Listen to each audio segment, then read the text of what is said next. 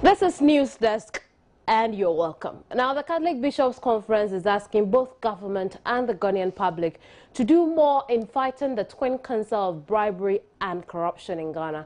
In your New Year message to Ghanaians, the Catholic bishops said corruption remains pervasive in the society because current interventions are inadequate to deter culprits. They say despite institutions put in place to deal with the canker, it has remained a major blot on the country's reputation. The bishops observed that personnel manning the institutions aimed at tackling corruption and the general public lack integrity, resulting in the breakdown of morals. President of the Ghana Catholic Bishops' Conference, Most Reverend Joseph Osai Bonsu, says punishment for persons found to be corrupt must be severe. The Catholic bishops also observed that there is a general breakdown in morality among Ghanaians.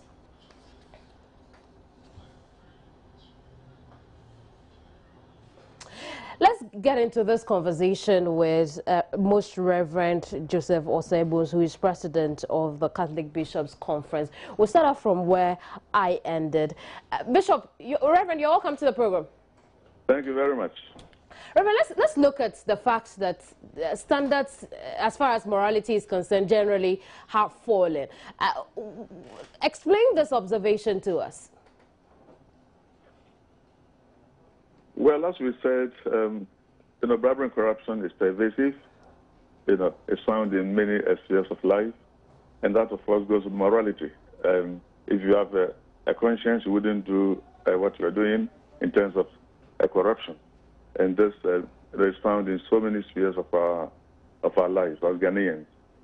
And when you speak of these things, it's not only people in political office, but it affects a whole lot of people. So generally, morality has gone down. That has affected, the way we work and so on. How bad is this? Oh, the corruption is bad. Corruption is so pervasive, as we have said, and it's not only with the politicians. It's found in so many places. So you have politicians, you have the judiciary, security agencies, customs, excise, and preventive service. You have mentioned DVLA. We have it in educational institutions, people taking bribes before they will accept students in schools. We find it in the workplace, in the marketplace, in the media, in sports, with the traditional rulers who are selling land 2, 3, 4 times over, even in the church, and so on. And so it's very pervasive and it's very serious. But why is it pervasive, using your own words? Why do we still have it so widespread?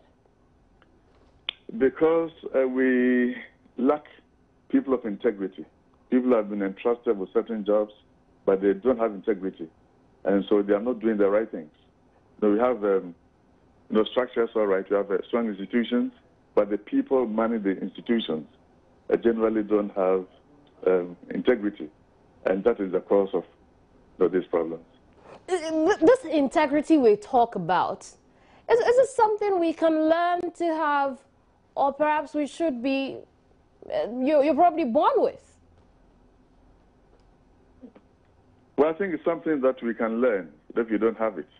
The integrity, honesty, and so on. If you don't have it, you can learn it. But we need it to be able to do whatever work is given to us. So if you're in charge of people's money, it doesn't mean that you should dip your hands into it. You must have a conscience that will tell you that the money doesn't belong to you, and so you shouldn't take it. So that's what I mean by integrity, honesty. So how can the Ghanaian society rebuild its integrity?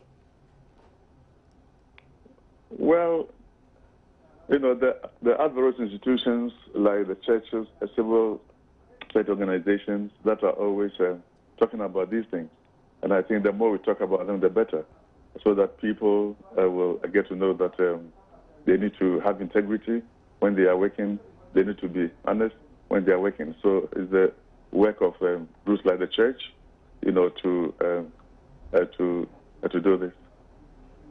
I see. Then beyond corruption and bribery, you spoke about breakdown in morality among the Ghanaian people, advising parents to ensure that their children dress decently, do not engage in social vices, including abusing illicit drugs and engaging in premarital sex. How important is this for the general growth of the Ghanaian community? Now, if we allow these vices to go on, then there'll be no morality and things will not work right. So if our youth are taking drugs, we don't do anything about it, they engage in premarital sex, they're going to ruin their future lives.